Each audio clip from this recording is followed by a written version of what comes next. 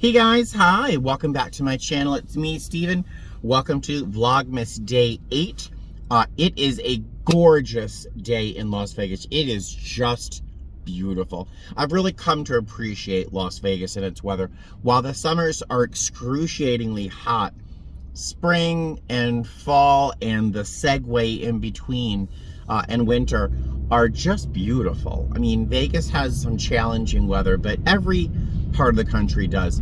Today is perfect. It's probably in the high 60s, if that. It's a little cool at nighttime. It's little puffy clouds, and the mountains are really clear today. Sometimes they're a little hazy. There's a fair amount of pollution here in the air here in Las Vegas, but once I stop, I'll try to take a little photo or video of the mountains. They're just beautiful today. So I'm on the way to IKEA, not to do any shopping, but to meet with I almost said a sponsee. I'm meeting with a subscriber. We've been chatting. Sorry for the bumps. It's like construction over here. We've been chatting for a few months, really, about the process of becoming a flight attendant, putting out the application, resume, and interview tactics. And then she applied to a number of companies. She heard back from my company. She received an invitation to an interview. She did a video interview, which she passed, and then she was asked to travel for a face-to-face.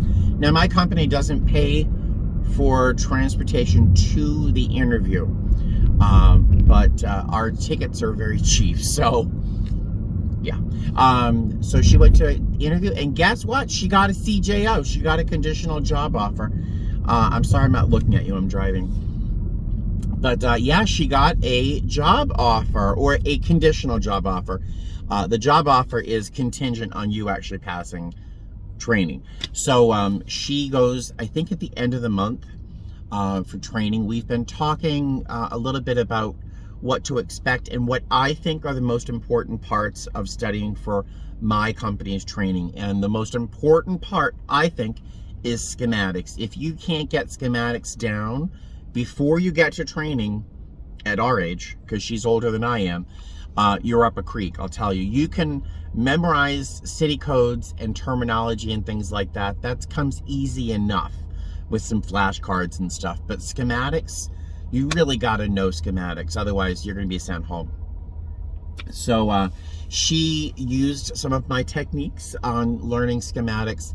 And she says she has the A319 down pat. I don't know if they have to memorize just the A319 and its variants. We have two aircraft in the 319 range that are different in some aspects to our others.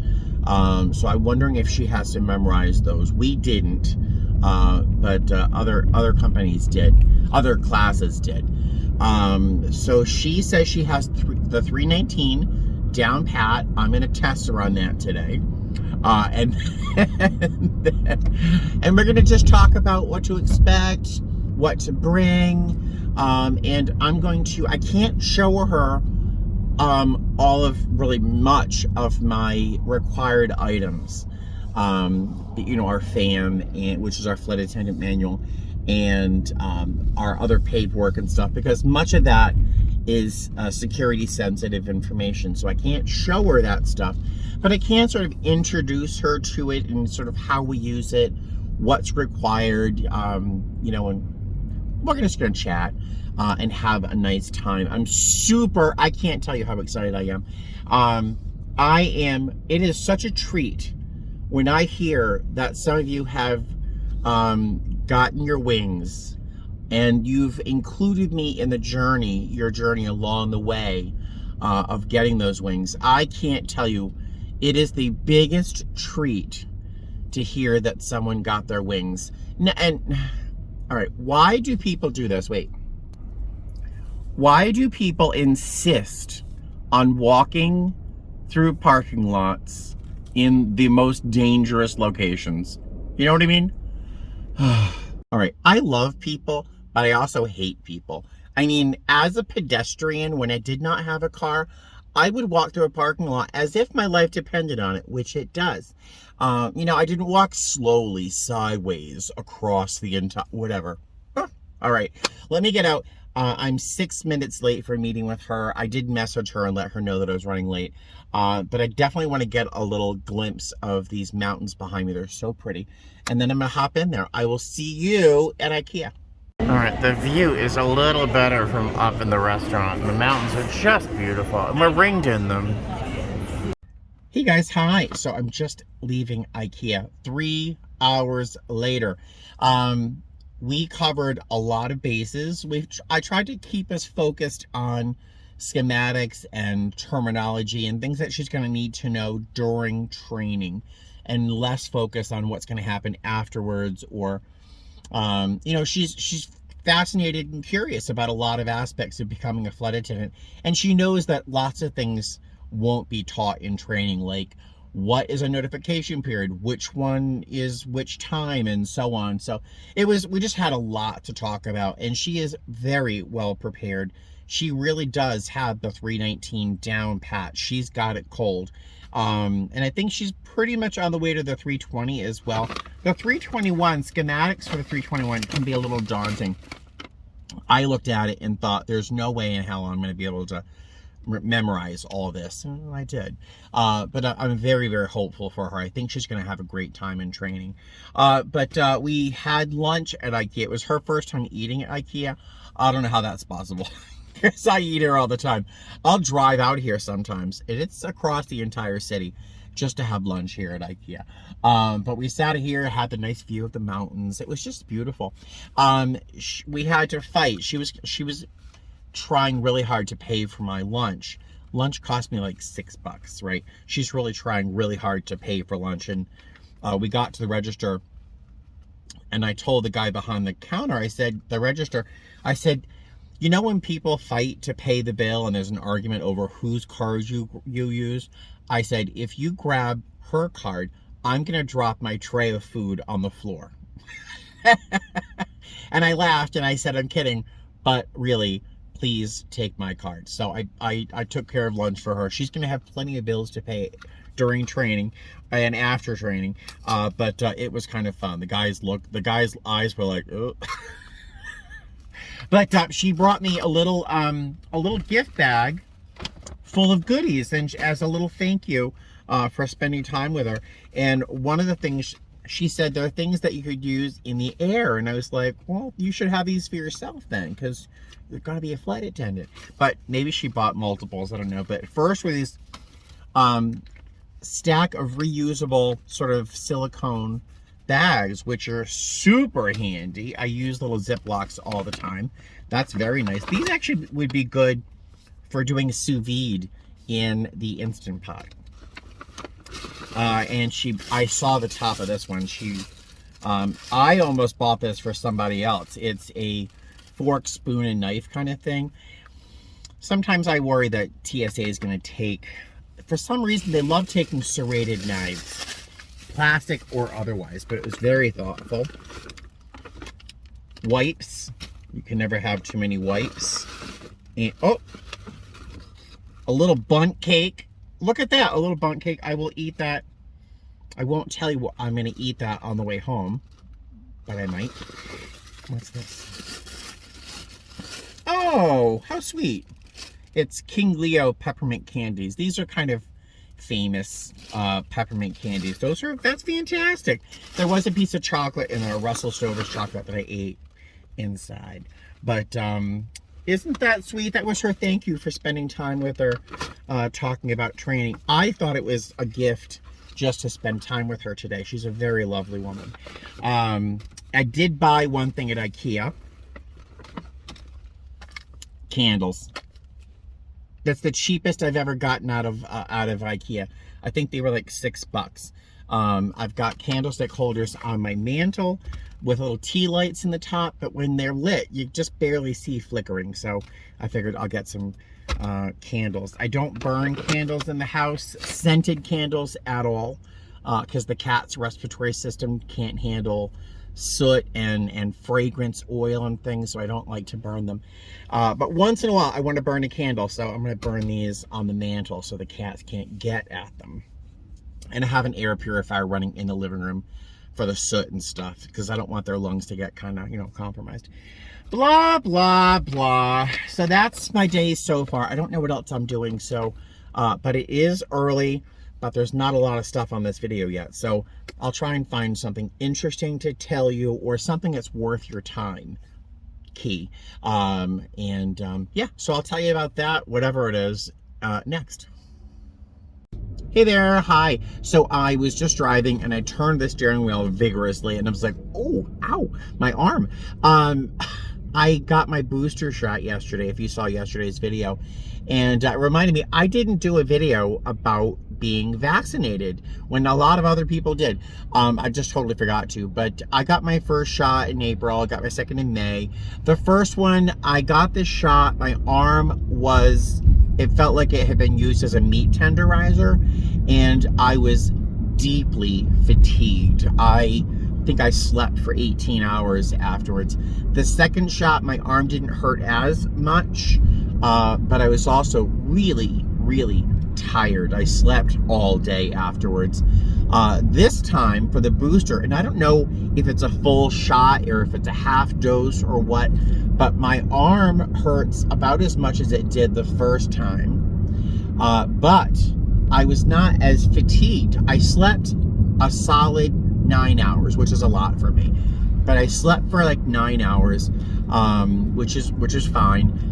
But last night, I'd say about 3 or 4 hours after I had the shot, the area at the base of my thumb and my forefinger, just that little triangular shape, got very itchy on both hands, very itchy, and little teeny bumps, not like a rash, but a whole bunch of little teeny bumps that felt like as if my cat had scratched me a little bit. That lasted about an hour and a half, and then it went away. So very strange little side effect.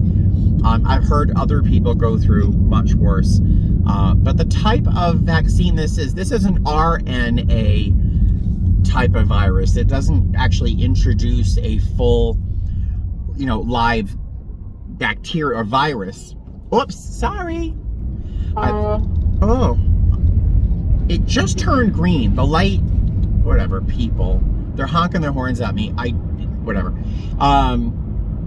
It does not have a live virus. It's just part of its RNA, not DNA. So it gives the body the instructions on how to build the antibody, but not like introducing an antibody. Blah, blah, blah. I was an art major in college. Don't listen to me. But, so yeah, I was surprised I had any side effects, but there you go. That's it. I still can't believe those people were honking their horns at me. The light just turned green. Am I an old lady? I'm an old lady. All right. I'll see you at home. Hey guys, hi. So I've been home for a little while, but I wasn't doing anything really worth filming, like taking out trash, getting some laundry done, charging my work device, so nothing terribly exciting. So Vlogmas today is kind of on the boring side. I do apologize. For Vlogmas and me, I film something along the course of each day. I never pre-film or pre-record anything to then share it on the appropriate day of Vlogmas.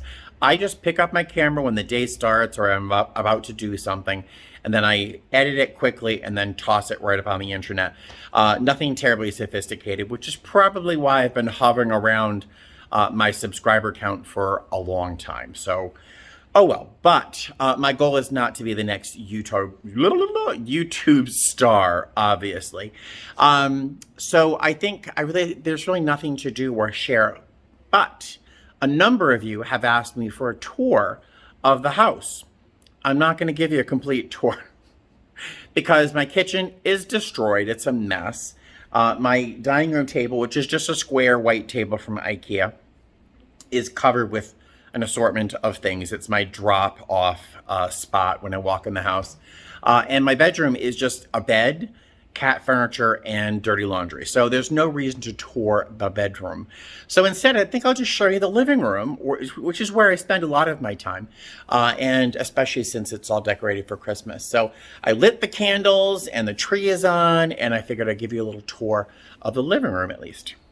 All right, there's a wide shot. It doesn't look as chaotic as it feels in person. It feels very cramped right now because I have so much stuff in my living room. But so over here, I have a little basket with some firewood that when the tree is not there, will go over here.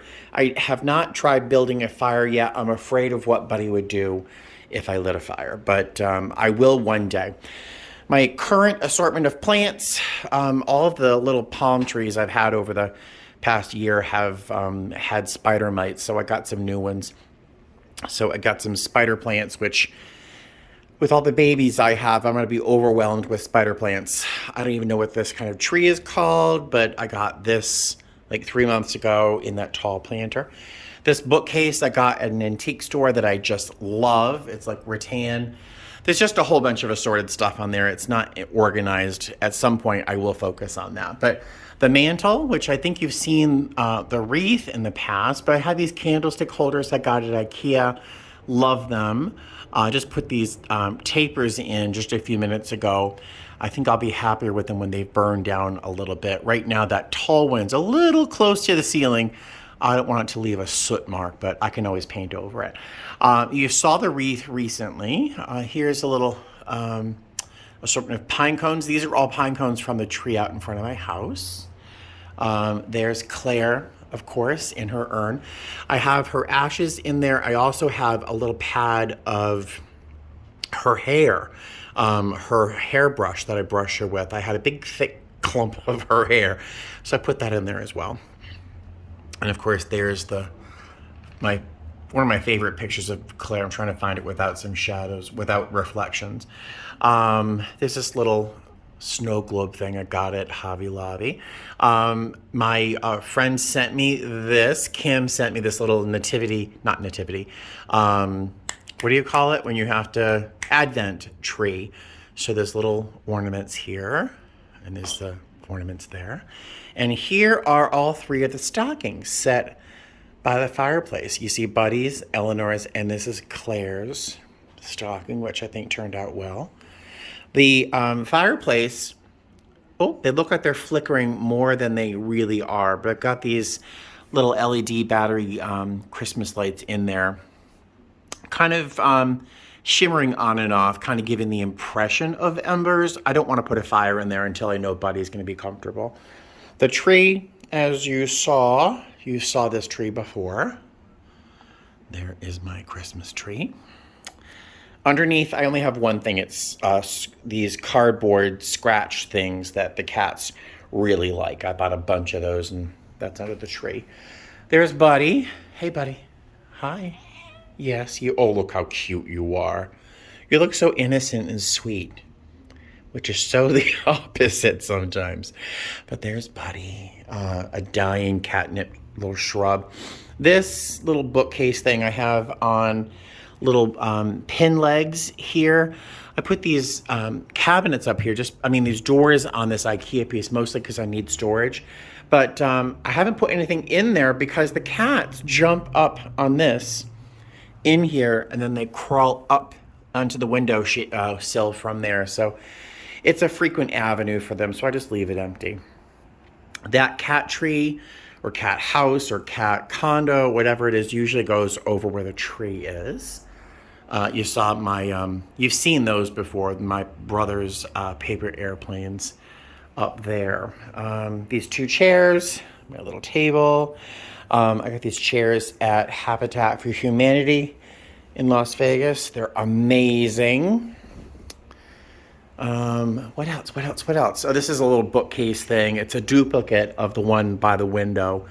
This is a canvas that I got, and I keep meaning to paint something, and I keep putting it off. So I have to do that sometime soon. But there's a canvas up there, little coat rack. This mess is supposed to help me be organized. So I keep my luggage that I'm not using on the shelves. It's a baby table. It's a baby changing table.